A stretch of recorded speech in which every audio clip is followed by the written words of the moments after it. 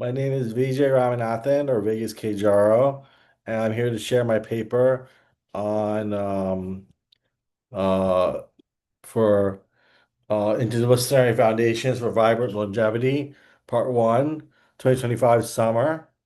What is the life expectancy of an immortal American, and what frequency is immortality? Is the question we're going to be asking ourselves, kind of go on a riddle, if you will. We'll be looking at immortality in the sense of vibrant longevity, and in what way do we understand that?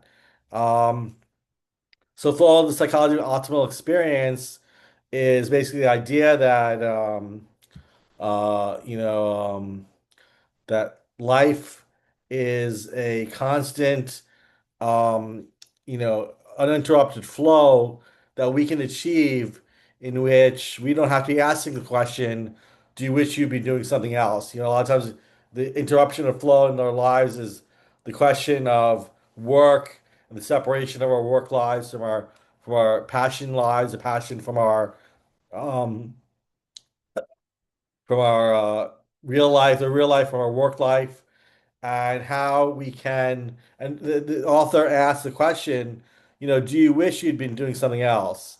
And the extent to which a person answers this with a no is generally a reliable indication to how motivated he or she is in the moment. And regardless of whether or not we're in a flow or not, motivation is low at work. When we perceived, even when the flow was high at work, many people will feel like the quality experience is low. Um, because work is even if work is enjoyable, they cannot stand high levels of challenge all the time. But the book goes into flow, psychology of optimal experience, goes into how we can achieve flow in many things in our lives, whether it be in music or the flow of thought or the body in flow, and enjoy enjoyment in many different areas of our lives when we're in flow. Um, and the body gets submerged, the mind gets submerged into the body, which achieves this kind of homeostasis, and we're able to look at all things in a kind of uninterrupted challenge. But there's only so much challenge we can take at any given time, and we have to optimize these flow states so we can continue on. And the meme here asks the question: after the accident, I was unable to walk for 3 years, and the judge asks, "What accident?" And he says my birth, which is a very funny way of saying that our lives are interrupted from their rebirth experience and that we have to now redirect our energies to new challenges and new obstacles, which we'll get into later on. Um, so The Myth and Normal by Gabor Mate is another book that talks about how um, trauma, illness, and healing in a toxic culture. The Myth and Normal trauma, illness, and healing in toxic culture. And he is understanding that our biologies and our biological health, as well as our mental health, is being influenced by various factors in our environment, um, and that all of our choices about our maintenance of our health are influenced by cultural norms. So he goes into how who are really human nature, human needs. So these human needs, these human natures, human needs are being influenced by the norms of the industry, the healthcare industry. It's been transformative for me to realize that my own mental health issues carry genuine meanings that arose from my whole life and my family of origin and particular historical context. So when he grew up understanding may not be the norms for the healthcare industry.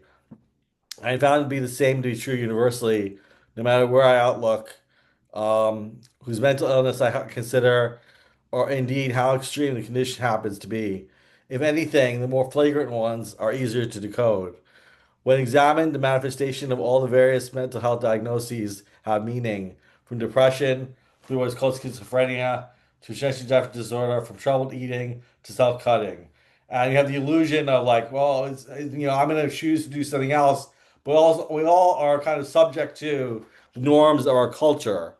And Gabor Mate might have, you know, kind of talks about people who take extreme measures to ensure their freedom of choice within the healthcare industry. But many times you're unable to do that, and many failures sometimes result. And it's just a question of maintaining that discipline and maintaining that focus that I know what I need, and I'm going to ask and demand what I need, regardless of the slaughterhouse. I'm gonna go and continue to press forward. I'm not gonna be a commodity in this healthcare industry. I'm continuing to advocate for myself, advocate for my right for best care possible for me. That these genuine messages, genuine meanings come arose from my life, my family of origin, in a particular historical context. So now, what is the ultimate goal here? Is to realize that we are infinite beings, that we're infinite beings of light. That the basis of our imputation is one of um, uh, infinite beings of light. So in Buddhism, we talk about the base of imputation. What is the base of imputation of the I? What is the self here? In the previous slide, we talked about these genuine meanings arose in my life, my origin, family of origin, in particular historical context.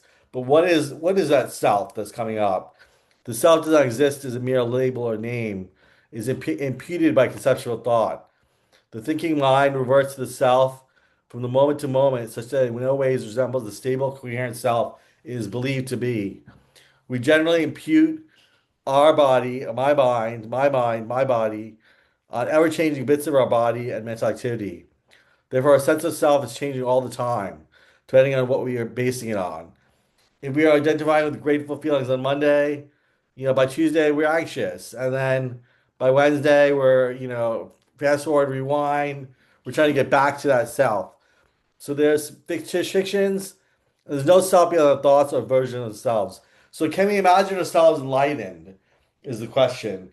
And becoming supernatural. Um, he talks about this in terms of the quantum field and being supernatural.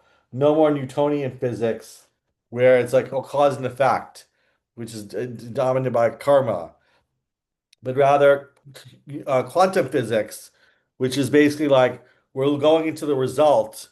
We're to bringing a little of the result into the effect into the cause. We're inviting the effect into the cause. I want to be enlightened, therefore I'm enlightened right now. I'm going to imagine myself enlightened, and I'm going to proceed from that vantage point. Very aligned with becoming supernatural by Dr. Joe Dispenza, which is a Mahayana practice, inviting the effect into the process, the end result into the process, where we really, go quantum with our psyche, and we're like, I'm enlightened, I'm a pure being, and I'm going to impute that on myself. And this audio clip about the base of imputation.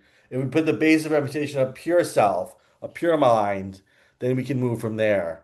Many Lives, Many Masters talks a little bit about how a client, Brian L. Weiss, um, underwent this strange, spectacular drama that was unfolding in her hypnosis, unbeknownst to the rest of the world in a quiet, dimly lit office. And he wanted to verify this information rigorously, used after the past 15 years in his research to evaluate the most unusual material emerged from Catherine's lips. And he really becomes a question between, peer reviewed and the truth. And sometimes we have to just pursue the truth where it brings us and question whether or not, and in what way does this client exhibit that she's traumatized when he comes to Brian L. Weiss. She's deeply traumatized, and that immortality really is a question of like the choices between in this meme. It shows immortality, the question of recovery for trauma from each life and death. That death is actually a pause where we recover from all the traumas of that past life. And to choose between the two is erroneous. Um, so returning to becoming supernatural, how common people are doing the uncommon. Uh, you know, uh, Now it's time for us to take your attention off your body, the environment, and time to become nobody, nothing, no one, nowhere, in no time. To become pure consciousness, to unfold as an awareness in this infinite black space, an endless field where all things are possible, all possibilities exist. So I mean, sure, I mean we could have, it reminds me of the Einstein meme where, 100 people are saying, "Oh, it's not right," but if one person is able to testify that it worked and saved their life, I think that's all we really need to hear. We don't need to hear 100 people saying it's not right. We need to hear one person, you, the reader, the listener, verifying for themselves, just as the Kalamata Sutra talks about. Buddha said, "Oh, take what you need and test it out for yourself. Test it out." Buddha's implores his disciples to test it out for themselves and see how it works for them. And if it works for them, that's all really you need to test. You don't, it doesn't need to work for everyone. It just needs to work for you. So the basic imputation again is one of a pure mind. And the scientific mind does not hesitate to explain these reports as emanations from the unconscious. This is from Carl Jung's Confrontation with the Unconscious. So when we go deep into our own minds, go deep into and find that sacred space in our mind, we're also finding things in our conscious that have archetypal contents. And whether the thing is given subjectivity or objectivity, the fact remains is this. What is this? The fact remains is that we're uncovering something out of the depths of our conscious, our subconscious. And what is it? And that's the question to investigate. Um, we don't need to necessarily be following best practices in our own life, peer-reviewed sources or figuring out jumping through hoops. This meme it talks about how the cat says, "How does that work for you? I'm not interested in jumping through your hoops. I'm not a dog." And I created this meme, and I think like the idea is like there's a time and place for peer-reviewed sources, and there's a time and place for us to test out these theories ourselves and really understand how they're affecting our lives and qualitatively create a record of how it helps all people's lives or many people's lives and who is it contraindicated for. So now here we have the Zen searching for an object, searching for the ox, which is our mind, searching for our mind, searching for our eye imputation, in search of the ox, discovery of the footprints, perceiving the ox, catching the ox, taming the ox, riding the ox transcended, both oxes self transcended, returning to source, and returning to society. So once we integrate in the new I, when we have both ox and self transcended, then we have the return to source, reaching the source and being able to be an immortal. That it doesn't matter whether or not we die or not, because we're going to be remembered forever. And this confrontation with the unconscious, the mere use of words is futile when you do not know what they stand for. They gain life and meaning only when you try to take into account its numinosity, their relationship to the living individual. Only then do you begin to understand that their names mean very little, whereas the way they are related to you is all important. So the process of individuation, but to me, it seems certain that Jung's discovery of the process of individuation is a fact that future generations will have to take into account if they want to avoid drifting into stagnant or even regressive outlook. So you have the wheels of samsara here, all the different aspects of our possible experience, the godly realms and the demon realms and the demigod realms and the hell being realms. These are ways in which we can relate with our experience as a human being, as well as possibly as a non-human being, whether it be an animal or anything else. We don't know the limits of this experience.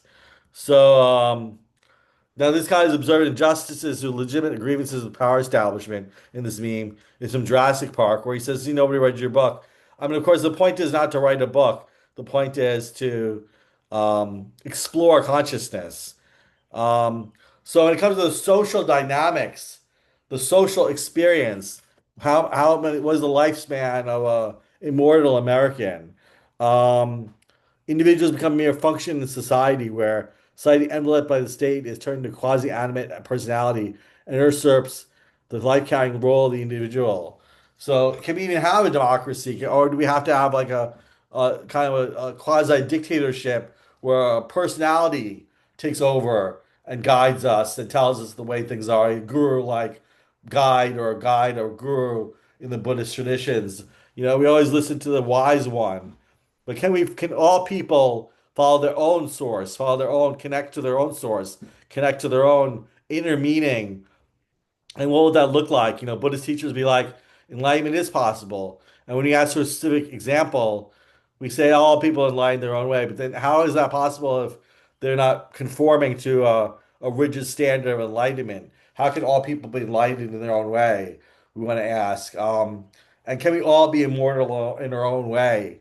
Even if our bodies are discarded, um, can our life force continue on, or are we all copies of each other? Are we all kind of copying the toxicity of the virtue? Or are we just following the leader of the healthcare norms rather than our own guide, our own inner guide? Um, and when it comes to white supremacy and neo-Nazism, these kinds of things, my brother's hands, racialized trauma and pathways defending our own bodies